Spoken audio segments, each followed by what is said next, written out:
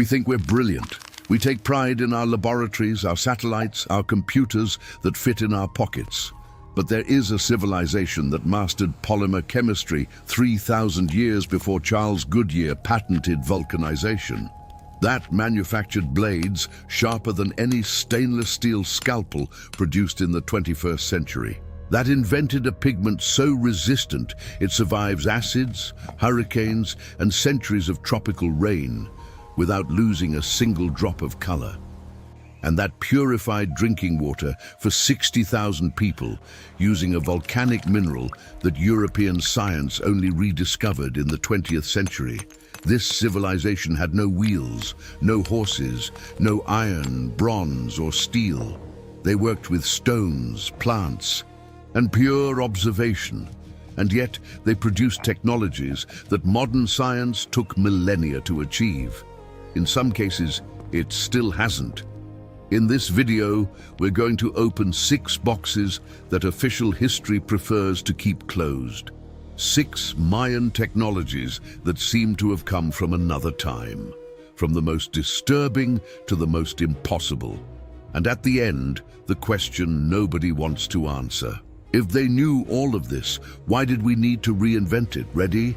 Because after this video, you'll never look at a rubber ball the same way again. Chiapas jungle, Mexico. Sometime between 1600 before Christ and 300 after Christ. A clearing in the midst of dense vegetation. The heat is suffocating. Dozens of men are gathered around a tree with a thick trunk and grayish bark. One of them makes a diagonal cut on the surface. From the wound flows a white, thick, viscous liquid. It looks like milk, but it's not milk. It's latex, the sap of the Castilla elastica, the rubber tree native to Mesoamerica. Now imagine the next scene. Another man approaches carrying a container with a liquid extracted from a vine that grows literally next to the rubber tree. It's the juice of Ipomoea alba, a species of moonflower from the morning glory family. He pours the juice over the latex, mixes it with his hands, and in less than 15 minutes, the white liquid transforms into something completely different. Something elastic, something resistant, something that bounces.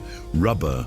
3,000 years before Charles Goodyear accidentally spilled a mixture of latex and sulfur on a hot stove in 1839 and shouted that he had discovered vulcanization. 3,000 years before the automobile industry existed. 3,000 years before any European even knew rubber existed. And here comes the part that turns surprise into astonishment. In 2010, researchers from MIT, led by Dorothy Hostler and Michael Tarkanian, recreated the Mayan process in a laboratory. And they discovered that the Mesoamericans didn't just manufacture rubber. They controlled its chemical properties by varying the proportions of the recipe.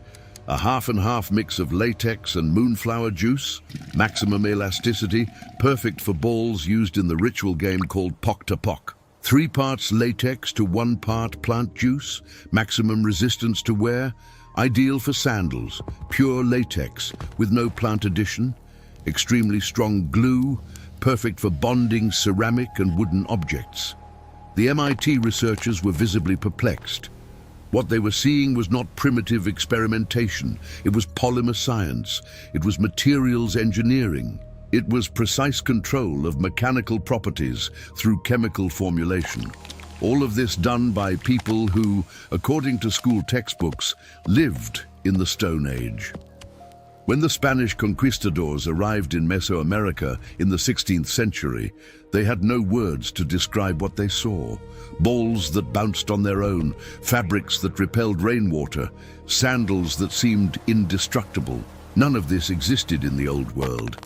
They wrote in their diaries with astonishment that the natives used a mysterious material that no European alchemist would be capable of creating. And you know what's most disturbing? The oldest rubber balls found in archaeological excavations in the Olmec region of El Manati date to approximately 1600 before Christ. This means that rubber technology already had more than 3,000 years of refinement when Goodyear received his patent in 1843. And we gave the credit to him. But rubber is just the beginning. Because if the Maya mastered polymer chemistry with forest plants, wait until you see what they did with volcanic rocks. Imagine a surgeon in a modern hospital. White light, sterilized instruments, a gleaming stainless steel scalpel in a gloved hand. Now place that scalpel under an electron microscope. What you see is disturbing. The blade that appeared perfectly smooth is, in reality, an irregular saw. Microscopic mountains and valleys, invisible teeth that tear cells apart instead of cutting them. Now imagine that someone places next to that steel blade a blade made of obsidian, volcanic glass, the same material the Maya used more than 2,500 years ago. Under the same microscope, the obsidian blade has no teeth, no irregularities. It's a continuous line so thin it splits cells in half without destroying them. The edge measures 3 nanometers in thickness. To put that in perspective, a human hair is about 80,000 nanometers in diameter. The Mayan blade is more than 26,000 times thinner than a single strand of hair. And here comes the craziest part. Modern surgeons are using obsidian blades in 21st century operating rooms. Dr. Lee Green, professor and head of the Department of Family Medicine at the University of Alberta, Canada, has publicly stated that he uses obsidian scalpels in his routine procedures. The German company Fine Science Tools manufactures and sells obsidian scalpels for surgeries where extreme precision is needed, especially in ophthalmological surgeries and in patients with metal allergies. Each scalpel costs about €100, and it works better than steel instruments that cost 10 times more. A colleague of Green's agreed to participate in an experiment. He needed to have a wart removed. Half the procedure was done with a steel scalpel, the other half with obsidian. 4 weeks later, the difference was visible to the naked eye. The side treated with obsidian had virtually no scar. The steel side showed clear marks of damaged tissue. Obsidian causes less inflammation, less granular tissue formation, and significantly faster healing. The Maya didn't have electron microscopes. They didn't have nanometer theory, but they knew that obsidian blades cut better than anything else available. And they developed sophisticated pressure flaking techniques to extract prismatic blades from obsidian cores with repeatable precision. Each strike calculated, each angle measured by touch. They produced blades that were used in dental surgeries, in sutures with human hair threads, in the creation of jade and turquoise dental prosthetics, and in procedures that European medicine of the same era couldn't even dream were possible. Jadeite, another stone the Maya worked with mastery, is harder than iron. Obsidian produces the sharpest edge known to humanity, and they mastered both, without metallurgy, without industrial furnaces, with nothing but hands, eyes, and a patience that lasted generations. And you know what happened when the Spanish arrived with their Toledo steel swords, the pride of Europe? The obsidian blades embedded in Aztec macuahuitl, wooden weapons related to those the Maya also used, cut with such violence that accounts from the conquest describe horses being decapitated with a single blow. European steel had never faced anything like it. But brace yourself for what comes next. Because if obsidian defies modern metallurgy, the next Mayan secret defies the entire chemical industry. Chichen Itza, Yucatan Peninsula, 1931. American archaeologists are examining ruins covered by the jungle. Amid temples corroded by time, sculptures worn by rain, and walls consumed by tree roots, one thing remains intact: a color. A vibrant, intense, almost electric blue, painted on limestone more than 1,000 years ago, exposed to tropical sun, to hurricanes, to torrential rains, to the suffocating humidity of the forest, and yet shining as if it had been applied the week before. This blue was given the name Maya blue. And since its discovery, it has left scientists around the world stunned. Because Maya blue is not an ordinary pigment. It's not mineral, like Egyptian lapis lazuli. It's not organic, like indigo that rots over time. It's something that shouldn't exist in the ancient world. A hybrid, a chemical fusion of organic and inorganic matter. Indigo extracted from the leaves of the ennial plant, combined with palygorskite, a fibrous clay mineral found in caves of the Yucatan region, heated together with copal, a sacred tree resin used as ceremonial incense.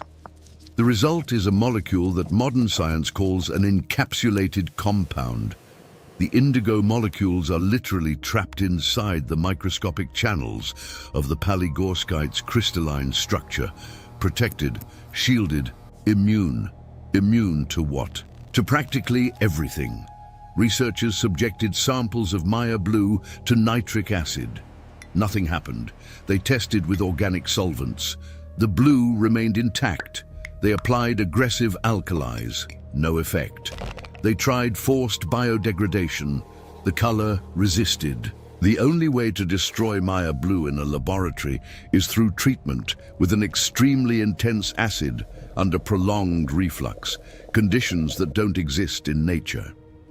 Dean Arnold, an anthropologist from the Field Museum in Chicago, dedicated 4 decades of his career to unraveling this mystery. In 2008, together with his team, he analyzed pigment residues found in ceramics at the bottom of the sacred cenote of Chichen Itza and discovered the production method. The Maya heated the mixture of indigo, palygorskite, and copal incense during sacrificial rituals to the rain god Chak. The heat from the ceremonial fire was exactly what was needed to fuse the components at the correct temperature. Ritual and science were the same thing. And in 2025, Arnold revealed a second production method presented at the annual meeting of the Society for American Archaeology in Denver. The Maya didn't have just one recipe.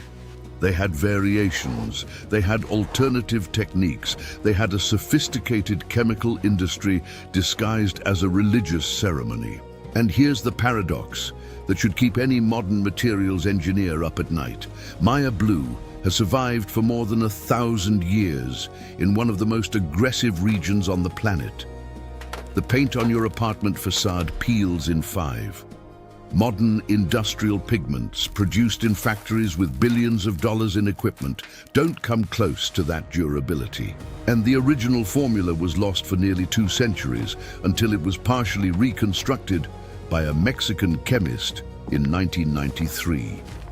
Even today, researchers at the Nail Institute in Grenoble, France, are still trying to fully understand the molecular structure that gives Maya blue its absurd longevity.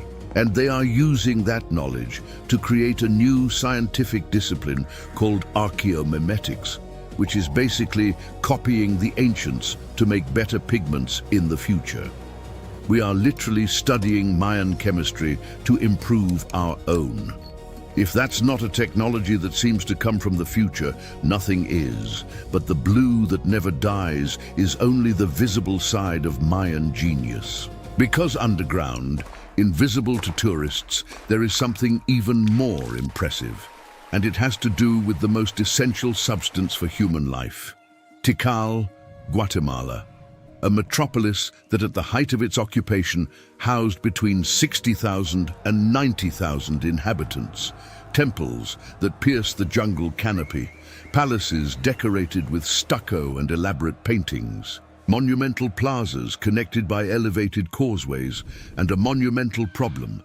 Tikal was built on porous limestone. There were no rivers, no accessible springs. Rainwater was the only source. And during 6 months of annual drought, that water became scarce, stagnant, and dangerous. To make matters worse, the Maya of Tikal contaminated their own reservoirs without realizing it. They used cinnabar, a red pigment made from mercury. to decorate temples and tombs. Rain washed the pigment from the walls and carried the mercury directly into the drinking water deposits. Modern analyses have confirmed that the palace and temple reservoirs show elevated levels of mercury to this day. And you know what happened? The Maya solved the problem. In 2020, a team led by Kenneth Barnett Tankersley from the University of Cincinnati published a discovery in the journal Scientific Reports that rewrote the history of water purification. In the Corriental Reservoir, one of Tikal's largest sources of drinking water, with a capacity to store 58 million liters, the researchers found layers of zeolite and macroscopic crystalline quartz in the sediments, materials that don't occur naturally at the site. They were transported from a rock formation approximately 30 kilometers to the northeast of the city in Bajo de Azuca, where these minerals naturally purify a local aquifer. Zeolite, a porous volcanic mineral, formed when volcanic ash reacts with alkaline groundwater. Its three-dimensional structure functions as a molecular sieve. It captures heavy metals, absorbs microorganisms, filters dissolved and insoluble toxins. It is exactly the same mineral used in modern water filters, in swimming pool purification systems, and in industrial wastewater treatment processes. Radiocarbon dating showed that Tikal's filtration system operated for more than 1,000 years, between approximately 2,185 and 965 years before present. 1,000 years of clean water for an entire city. The Corriental Reservoir, unlike the others, showed no trace of mercury contamination. And here's the number that should stop anyone in their tracks.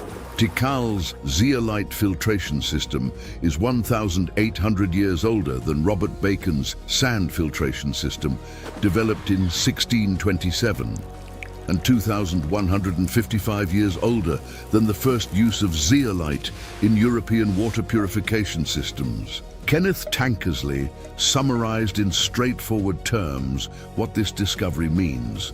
Many people look at the Native Americans of the Western Hemisphere as if they didn't have the same engineering capacity or technology as places like Greece, Rome, India, or China. But when it comes to water management, the Maya were millennia ahead. Millennia, not years, not decades, millennia. And if filtering water with volcanic minerals already seems unlikely enough for a civilization without metallurgy, wait until you see what they did with hydraulic pressure. Palenque, Chiapas, Mexico. A city that the ancient Maya called La Cama, which means great water. The name wasn't poetic, it was literal. 9 permanent streams cut across the landscape. 56 springs emerged from the hillsides. Hundreds of meters of waterfalls cascaded down the steep terrain. Water everywhere. So much water that the main challenge wasn't finding it, but controlling it. Palenque was built on a narrow strip of land on the edge of an escarpment, squeezed between mountains and plains. There was no room to expand. Every square meter counted. The Maya's solution was as bold as it was ingenious. Instead of diverting the streams around the city, they pushed them underneath it. They channeled entire watercourses beneath the plazas using subterranean limestone aqueducts with 3-meter-high vaults. They created urban space above and controlled flooding below. In a region that receives approximately 3 meters of rain per year during the rainy season, this was the difference between civilization and chaos. But one particular aqueduct was different from all the others. And when Kirk French, an archaeologist from Penn State University, identified it during a topographic survey in 1999, he realized that something didn't fit the pattern. The aqueducts under the main plaza were relatively flat and maintained a constant width. This one, called the Piedras Bolas Aqueduct, was on steep terrain and had a peculiarity that defied everything known about pre-Columbian engineering. Its cross-section decreased progressively. At the entrance near the spring, it measured approximately 1 square meter. At the exit, 200 meters downhill, with a drop of approximately 6 meters in elevation, the opening was reduced to less than half a square meter. In 2006, French returned to Palenque, accompanied by Christopher Duffy, a professor of civil and environmental engineering. Together, they applied simple hydraulic models and reached a conclusion no one expected. The combination of gravity acting on the water along the steep slope and the abrupt restriction of the conduit at the exit created hydraulic pressure. The aqueduct could generate up to 6 meters of hydraulic head. In practical terms, the water exited the opening with enough force to be projected 6 meters upward, the height of a 2-story building. The researchers published their results in the Journal of Archaeological Science. The opening sentence of the article topples centuries of European presumption. Until then, it was believed that pressurized water systems only arrived in the New World with the arrival of the Spanish. However, archaeological data, seasonal climate conditions, geomorphological configuration, and simple hydraulic theory clearly demonstrate that the Maya of Palenque had empirical knowledge of water pressure in closed channels, predating the arrival of the Europeans. And you know what's most ironic? Christopher Duffy, the hydrological engineer, admitted that under natural conditions it would be difficult for the Maya to observe examples of water pressure in the world around them. They were apparently using engineering without knowing the theoretical tools behind it. This seems like an engineering feature that controls nature. It seems like it, because it is. Pure engineering, born from observation and experimentation, without textbooks, without written equations, without modeling software, just water, stone, and an intelligence that academia underestimated for centuries. What was it used for? Nobody knows for certain. The aqueduct is partially collapsed, but hypotheses include an ornamental fountain, a wastewater disposal system, or simply a demonstration of power and knowledge. In the same way that priests and shamans used solar eclipses to impress the population, Kirk French suggested that water pressure in Palenque was a sign of wealth. It definitely wasn't necessary. They had water everywhere. Pressurized water technology would be useful for demonstrating power and knowledge. A pressurized fountain in the heart of a Mayan city, 1400 years before the first pressurized European fountain. And the most terrifying part is still to come, because everything described so far, rubber, obsidian, pigments, filters, hydraulics, all of it depended on something the Maya invented before anything else, something so fundamental that without it, modern mathematics itself would be impossible. Imagine you're holding a calculator, any calculator, on your phone, at the supermarket checkout, on your car's dashboard. Now imagine someone removes a single concept from it. Not a key, a concept. Zero. Without zero, there is no positional system.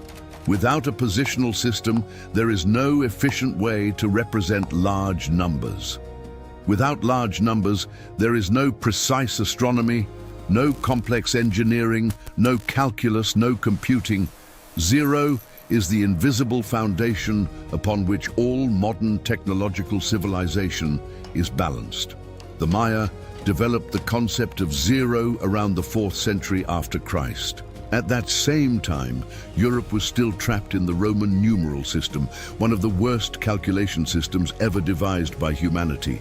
No zero, no positional value, a nightmare for any operation that went beyond a few dozens. Europeans only adopted zero in the 13th century, when Arab merchants brought the decimal system from India, and it took them another 3 centuries to fully assimilate it. The Maya, on the other hand, operated with a vigesimal system, base 20, which allowed them to perform calculations with sums in the hundreds of millions. They represented numbers with just 3 symbols, a dot for 1, a bar for 5, and a shell for 0. And with this apparent simplicity, they produced the most precise astronomical calculations of the ancient world. Look at the numbers and try not to be disturbed. The Maya calculated the duration of the solar year at 365.242 days. The value measured with modern technology is 365.24219 days. The difference is less than half a thousandth of a day, using nothing more than sticks planted in the ground and decades of patient observation of the night sky. They calculated the lunar month at 29.5308 days. The modern value is 29.53059 days, a difference of approximately 40 seconds. 40 seconds of error in a calculation made with the naked eye, without telescopes, without atomic clocks, without satellites. And they built not one, but 3 interlocking calendar systems. The Tzolk'in, a sacred calendar of 260 days. The Harb, a civil calendar of 365 days, and the long count, capable of tracking dates across millions of years. When they inscribed a date on a stone stela, they used all 3 systems simultaneously. Each date was identified by multiple cross-reference temporal coordinates, eliminating any ambiguity. The most famous monument to this precision is El Castillo, the Pyramid of Kukulkan at Chichen Itza. Its 365 steps correspond to the days of the solar year. Its 52 panels on each side represent the 52-year cycle of the calendar round. And during the spring and autumn equinoxes, the sun projects a series of triangular shadows on the northwest balustrade that form the image of a feathered serpent descending the pyramid. It's not decoration, it's astronomy encoded in stone, a monumental sundial with equinox precision. Engineers, astronomers, and modern mathematicians look at this and ask the question nobody wants to ask out loud. How? How did a civilization without telescopes predict solar eclipses with precision? How did a people without computers calculate astronomical cycles that rival measurements made by instruments costing billions of dollars? How did someone who wrote with 3 symbols manage to map time with more accuracy than Europe achieved throughout the entire Middle Ages? The answer is both simple and humbling. Patience, observation, entire generations dedicated to recording the movement of celestial bodies night after night, decade after decade, century after century, without haste, without shortcuts, without the arrogance of thinking they already knew enough. We began with a rubber ball, bouncing in a jungle clearing, and ended with a pyramid that marks the equinox with the shadow of a divine serpent. We traversed blades sharper than the best current surgical technology, a pigment that survives acids and centuries, a water purification system that preceded Europe by 2 millennia, and a pressurized fountain that functioned before any European engineer had even conceived the concept. 6 technologies, no wheels, no metals, no beasts of burden, none of the advantages we consider indispensable for progress. And perhaps that's exactly where the most uncomfortable lesson lies. We measure a civilization's advancement by the complexity of its tools. The more machines, the more advanced. The more electronics, the more intelligent. But the Maya prove that this ruler is crooked. They prove that it's possible to reach extraordinary levels of technological sophistication with almost nothing. That true intelligence isn't in the tool, but in the gaze of the one who uses it. Our modern water filters use zeolite. The Maya were using zeolite 2,000 years earlier. Our best surgeons turn to obsidian blades when they need perfect cuts. The Maya mastered that technique more than 2,500 years ago. Our chemists are trying to copy the molecular structure of Maya blue to create more durable pigments. The Maya had already solved the problem more than a millennium ago. History is not a straight line climbing toward progress. It's a spiral. We gain knowledge, lose knowledge, rediscover knowledge. And sometimes, upon rediscovering, we realize with a mix of admiration and shame that someone had already gotten there before. long before. And perhaps the most disturbing thought is this: if an entire civilization with all these achievements can disappear and have its knowledge forgotten for centuries, what guarantees the same won't happen with ours? The Maya built cities for 100,000 people, mastered chemistry, engineering and astronomy, and yet the jungle swallowed everything. In a few centuries, nothing remained but moss-covered stones. We think we're shielded by technology. We store everything in digital clouds, on servers, on hard drives. But a prolonged blackout, a global-scale volcanic eruption, a 150-year drought like the one that destroyed classic Mayan civilization between 750 and 910 after Christ. And what's left? What's left when the electricity ends and the servers stop?